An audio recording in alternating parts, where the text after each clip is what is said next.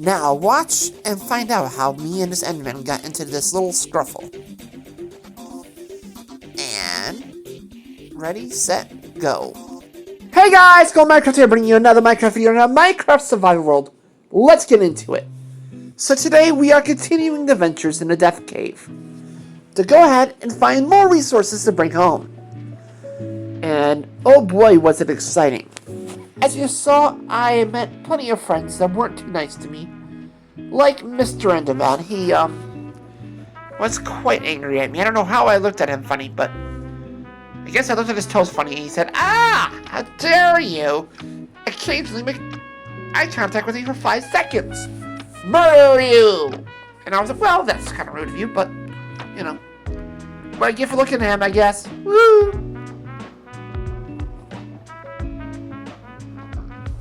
Sorry guys, I was drinking some smoothie. Delicious breakfast. Especially when it starts getting warmer out. I love a good smoothie in the morning. Refreshing, tasty, and healthy. And you can sip and dip on it all day. Which, fun fact, if you sip and dip on drinks all day, you get cavities along the gum line. That's what my dentist said. It's because why I have a bunch of cavities along my gum line is because A, I don't brush that well, but B, I also am a sipper. Apparently that's what she said anyways. I didn't really like my dentist all that much because she was very much harsh. She wouldn't let me get a word in. And she was like yelling at me for not brushing my teeth, which I guess is her job, but I'm like, oh my god, really? Like, it was kind of ridiculous, but she's just doing her job. And it's my fault for not taking care of my teeth, so I don't really have anything else to blame but myself. Anyways, what a lovely way to open the video. And also, on a lovely note that's very exciting, guess what, guys? My tomatoes, they have sprouted. And I'm so excited to see them. Because now I got a, bunch of seedlings ready to go.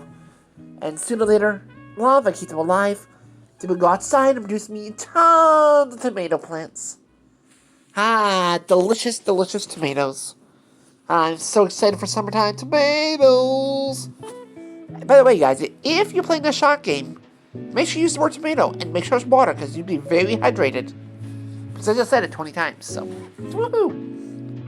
Yeah, and I cannot wait to go plant stuff outside. Like my crocuses are in full bloom, as I said, and they look so beautiful and colorful. And my tulips and the rest of the bulbs are coming up.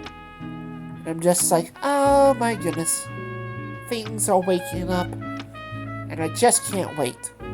Although this warm weather is actually bringing in a load of storms. Like, we're looking at my window right now, and this morning it's been so windy. Like, I live in Michigan, and it is windy. My trees outside are swaying like crazy. There's great clouds everywhere. No rain and thunder yet, but those have been around. Last couple nights have been thundering, and I'm like, whoa, the moly golly. Michigan skies look angry today. You can fly a kite to China if you wanted to. I'd love to hear about your weather in your state or your country right now, because I would love to learn about it. Is your springtime waking up or what? I know in just Australia, you guys have been growing stuff for ages. Like, you're just, I think, if I'm not mistaken, your summer and our winter are two complete opposites. So right now, I'm just starting to warm up. You guys are getting closer to the end of the season. Because you guys are already been growing tomatoes and lettuces and stuff all ready for a few months. Which I'm very jealous about. And the reason why I know that is because I watch a couple of certain YouTubers. One of them doesn't post anymore. I forget what the... Sounds terrible. But I'm honestly blanking out her name. Never mind. I just thought about it. Her name was Wenji. She was very popular like a few years ago. Then she stopped posting and not sure what happened to her. I miss her, but she's gone. And then another one I watch is a farmer girl. I forget her name. But she does a lot of gardening and farming, like chickens and stuff, in her garden. And she also lives in Australia.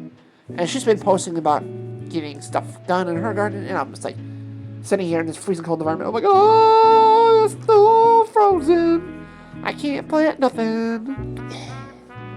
But my yard is looking green.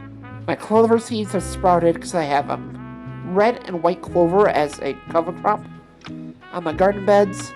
Of course, the garlic's going. Of course, the green onions are going. And my flowers, including my daylilies, are starting to pop up and come right back. So I'm excited for that. And moving on from the garden topics, I did watch Zootopia 2, and it was wonderful. Like, the fact that snakes... Sorry. Spoiler warning ahead. So please skip ahead if you don't want spoiler warning, but I'm going to talk about Zootopia 2, so if you haven't watched it yet, just go ahead and skip the next few minutes, and otherwise you will get spoiled. Because I really liked the plot of it. I liked Gary the snake, he was cute, he was cool, and I liked how they betrayed him, and it's like, I liked how they betrayed how snakes were. Like, yes, because of one snake attack, the entire population got kicked out of Zootopia, but they also weren't, like, completely against him. They were scared of him, but they weren't mean to him in the sense they weren't like, you're just a snake, you know, you're just a snake, blah, blah, blah. Like how they treated, Nicholas in, first episode, and other predators. There was a lot of, racist, out of lack of a better word, discrimination. Yeah, that's a better word. Discrimination against the snake. They just were scared of him because they thought that he was a killer. Because the only snake that used to live in Zootopia was framed for the murder of his tortoise. But it's just a plot in the Lynx family to go ahead and expand their territory, which I really was disappointed by the main character.